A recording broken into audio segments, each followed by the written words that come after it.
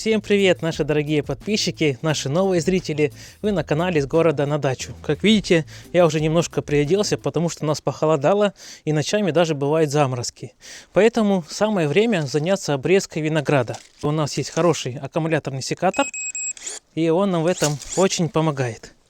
Еще нам пришли красивые фонари на дом. Сегодня обязательно вам их покажем и уже повесим. Викочка приготовит вкуснейшее варенье из айвы. Ну и будет у нас большая уборка, как в саду, так и в огороде. Так что видео обещает быть интересным. Приятного вам просмотра. Сегодня обрежу весь виноград, а когда мороз будет побольше, минус 5, минус 6, и стебли винограда станут помягче, тогда уже будем его укрывать. А сейчас пока не надо, чтобы он не взапрел.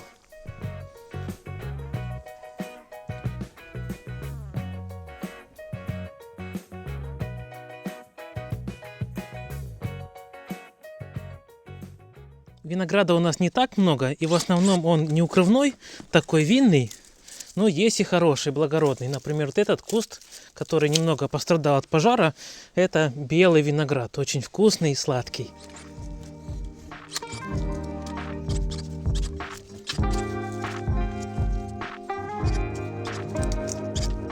Винограда в этом году из-за засухи у нас было не так много.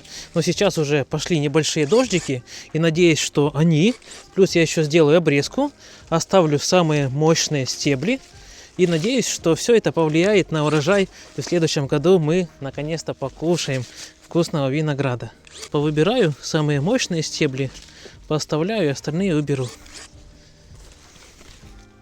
И как говорит наш сосед, у которого более 40 видов винограда, главное, чтобы виноград не рос на деревьях. А у нас иногда все-таки это наблюдается. Смотрите, куда полез. Он тянет влагу, а мы все равно его там не достанем. Поэтому так, в пределах человеческого роста будем оставлять, а остальное на деревьях поубираем. Оба.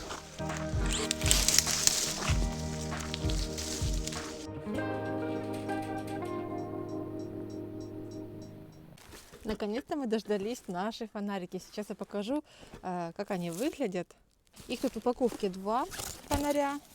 И скажу честно, когда я их заказывала, я ожидала, что они размером будут меньше.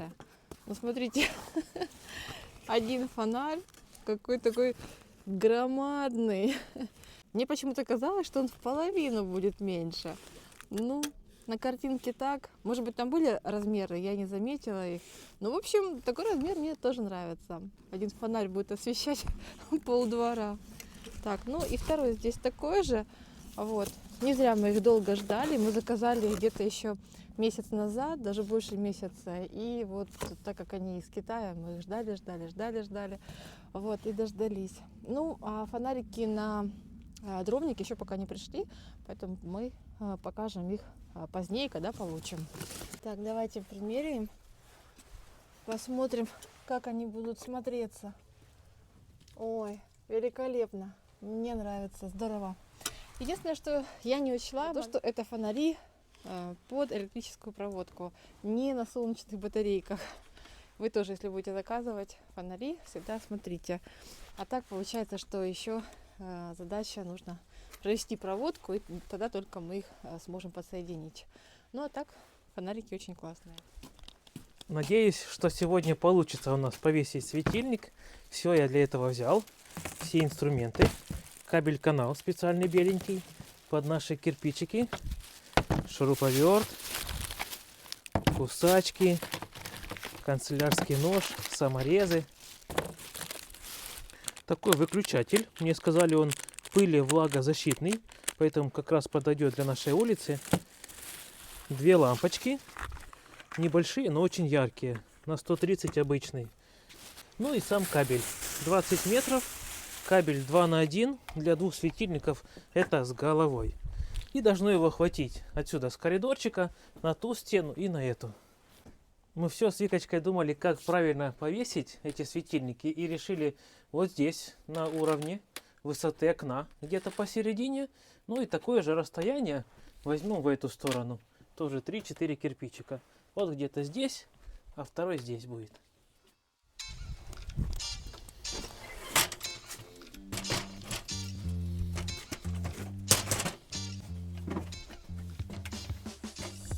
проведу вот здесь кабель наряду с другими, с электричеством, которое в дом идет.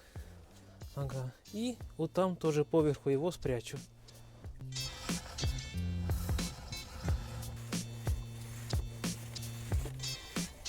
Здесь посередине получается ровно 70 сантиметров. Такое же расстояние возьмем и здесь. Так, это будет примерно вот здесь.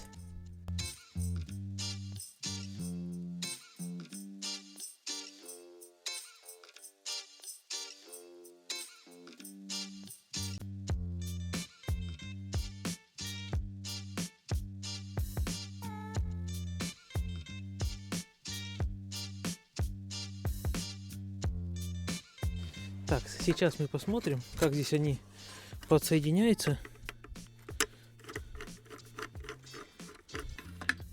Такс. О, здесь крепление есть, болтики. И уже проводка заточенная. Отлично. Так что работы меньше. Так, прикручиваю эту железную планку. А к ней уже будет крепиться и сам светильник. Очень надеюсь, что получится ровно и хорошо. А то у нас иногда бывает с глазомером не все в порядке. В этом комментарии пишут, что так криво. Ну, может быть, не очень криво здесь будет. О, отлично. Закрываю кабель-канал. Прячу в него сам кабель.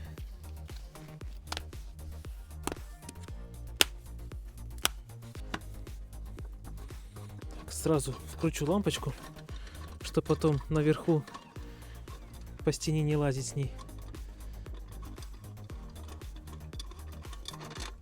Ох, какие длинные держатели. Я думал, тут маленькие болтики, а тут такие конкретные.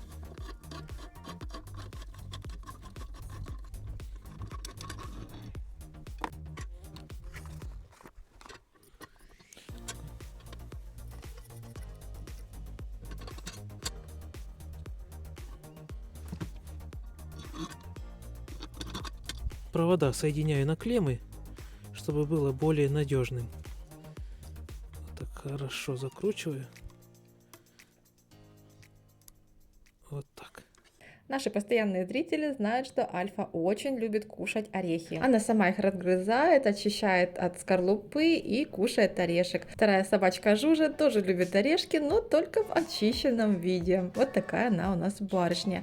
Ну и, конечно же, порог у них любимое место, поэтому все лакомства Альфа приносит сюда, тут кушает, ну а нам приходится все это убирать, пока не закончится ореховый сезон. Вы знаете, я думала, что после пожаров змей и клещей как-то поубавится. На самом деле нет, они откуда-то появляются вновь.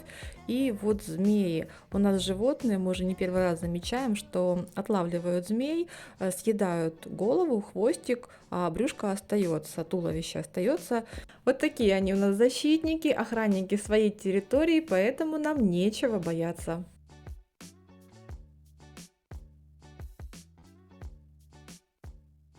Одеваем фонарик. Опа. Теперь прикручиваем маленькими болтиками. Правда, неудобно. Туда не подлезешь. Сейчас буду пробовать. Если все нормально, проводку сделал правильно, то должен загореться. Пойду включу. Так, Викулечка, сейчас я включу, а ты смотри, загорится или нет. И я буду включай. тут тоже подсматривать. Ух О, ты! отлично, загорелся. Здорово. И меньше, кстати, фонарей по размеру, я имею в виду, и не надо. Смотри, Не, как классно. зачем меньше? Такие Я же хорошие. хотела поменьше. Не. А пришел такой здоровый фонарь. Так, сейчас я Два. тогда прикручу второй фонарик. Ага, Немножко стемнеет, и мы посмотрим, как это уже будет выглядеть вечером. давай. Так, второй тоже уже практически на месте. Ага. О, отлично. Теперь ждем вечера и посмотрим, как будет.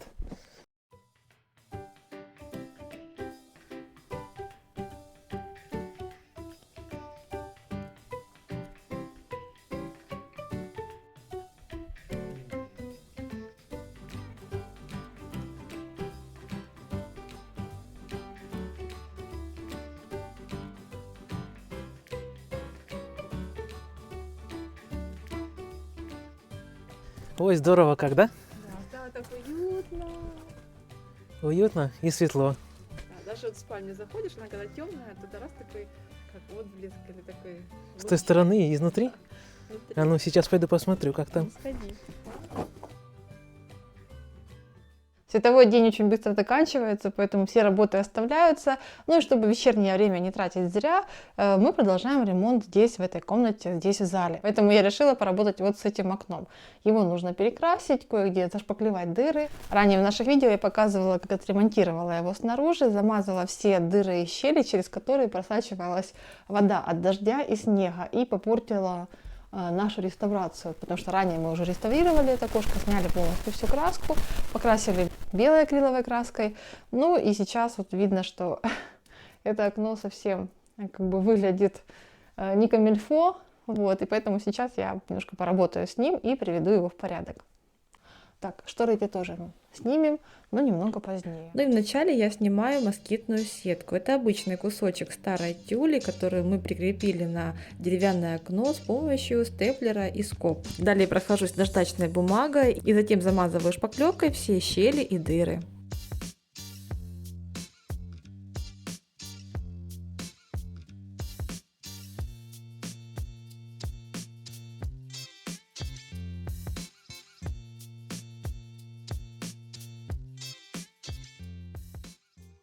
Окно пошпаклевало, оно заметно преобразилось, и пока я сходила немного отдохнула, перекусила, уже все высохло, поэтому я хочу перейти к покраске. Ну и перед покраской, конечно, лучше снять штору, но она так прикреплена, вместе с карнизом закреплена к стене. Я ее снять не смогу сама, поэтому, чтобы не терять время, начну красить окно, а Рома тогда подойдет и снимет штору, и я прокрашу туда тот край. Кстати, карниз тоже хочу покрасить. Красить окно я буду акриловой краской для деревянных поверхностей. По краске такое окно я называю сложным, поэтому использую две кисточки, широкую и узкую.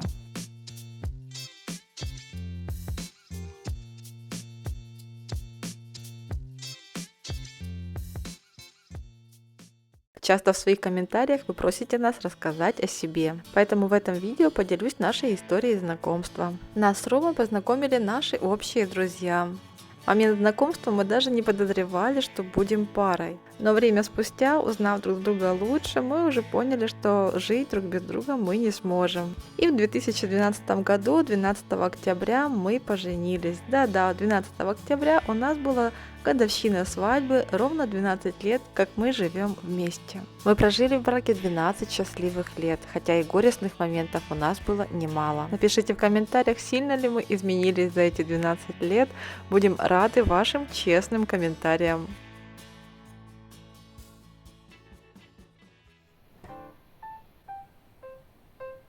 Каждый год наша подруга делится с нами своим урожаем айвы, поэтому наша задача сейчас приготовить из него варенье.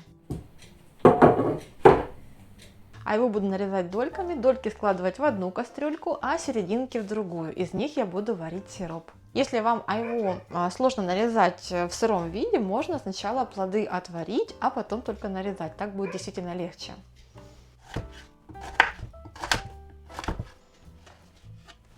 Готовых долек из айвы у меня получилось 2 килограмма, не считая тары.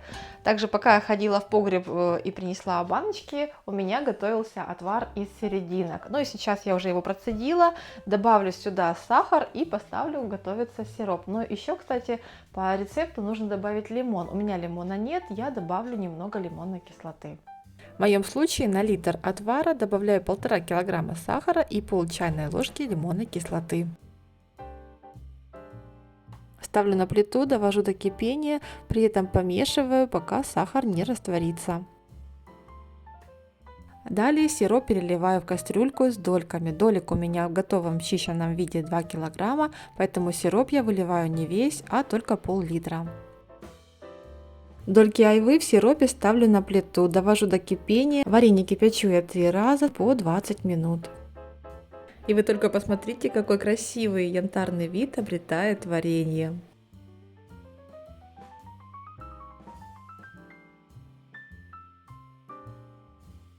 Варенье разливаю по пол-литровым баночкам, закатываю крышками, укутываю и оставляю так до полного остывания.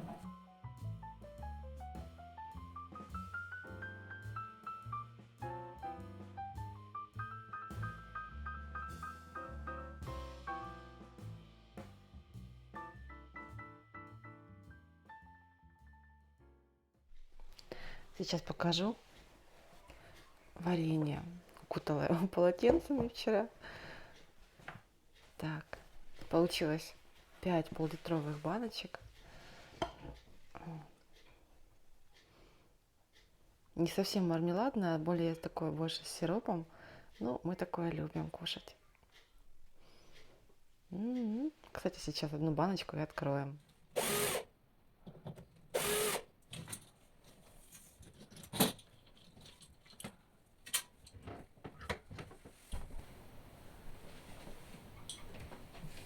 Карниз шторы получилось снять только сегодня утром. Но это ничего страшного, сейчас я докрашу это окно, потом хорошо его вымою и не буду спешить пока вешать новые шторы, потому что ремонт еще у нас здесь продолжается. И вы знаете, здесь такой чудесный и красивый вид из этого окна. Все такое в осенних красках, любовался и любовался. И вообще вот такие вот окна, они как создают какой-то такой вот свой деревенский дачный стиль, поэтому хорошо, что мы пока их не спешим менять. Там сейчас Рома с Альфой и с Жужей управляются во дворе и убирают листья.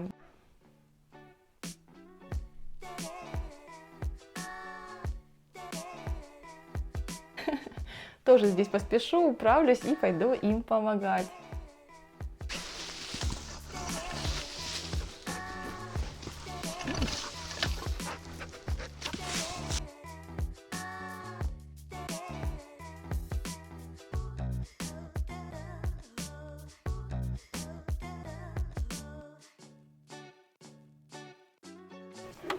Как вы догадались, я понемногу разгружаю и освобождаю эту стенку, потому что ее ждет грандиозная перекраска. И не только, мы немного ее реставрируем и переделаем.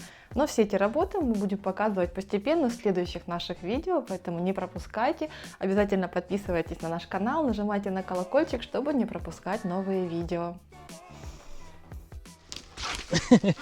Убирать листья с Альфушей — это одно удовольствие. Ни на один инструмент у нее нету такого настроения, как на грабли. Лопата стоит, вообще ноль эмоций. Но когда граблю видит, это все. Да, Альфа? Что ж такое? Такс. Пациент, успокойтесь, все нормально. Дышите глубже. Все. Может вам к психологу обратиться? Аккуратно. А уже сколько энергии. Альфа, я собираю, а ты раскидаешь. Так, все. Молодец. Хороший, хороший. Все. Успокаиваемся. Дышим глубже. Все нормально.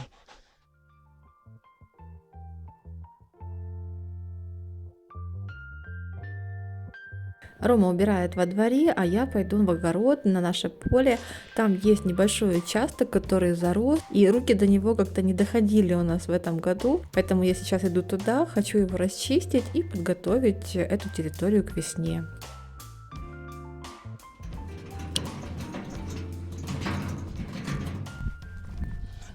Так, начну уборку с этой части. Что-то буду секатором, что-то электропилой. Ванда, потише. Тома с Персиком играют, шипят друг на друга. Ух, сыночек вырос, да? Скажи, растила. Итак, запускаю таймлапс, чтобы было интересно смотреть такой процесс работы. Так, поехали.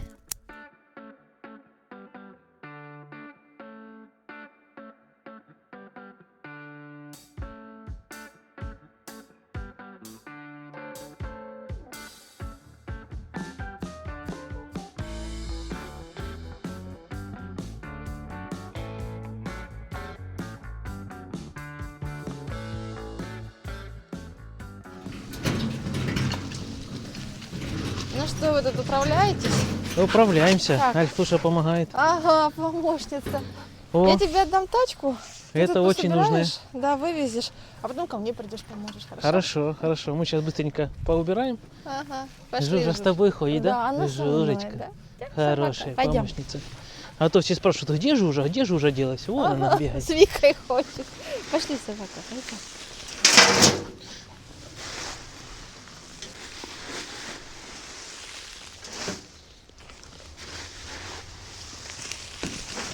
пока я собираю листья, Альфа гипнотизирует грабли. Сидит на них, смотрит, не может оторваться. Когда они снова будут бегать, а я за ними. Альфа. Листья вывозим за наш участок, вернее на край участка.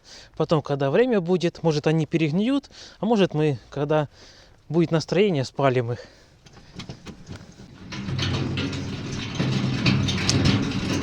Альфа, взял я грабли, взял. Ого, ничего себе ты тут плантацию вырвала. Приехали помогать мне? Силушка богатырская. Альфа, Да. смотри, как смотрит. Мы с Альфой и с граблями, или с граблями пришли помогать. Да, Альфуша? Особенно Альфуша.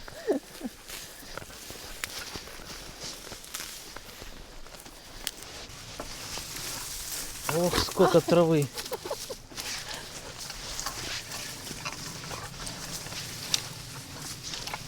Так, ну что, в центр, да, будем выносить туда. Да, давай, на центр огорода, Там а потом, чисто как как будет время, раз. спалим.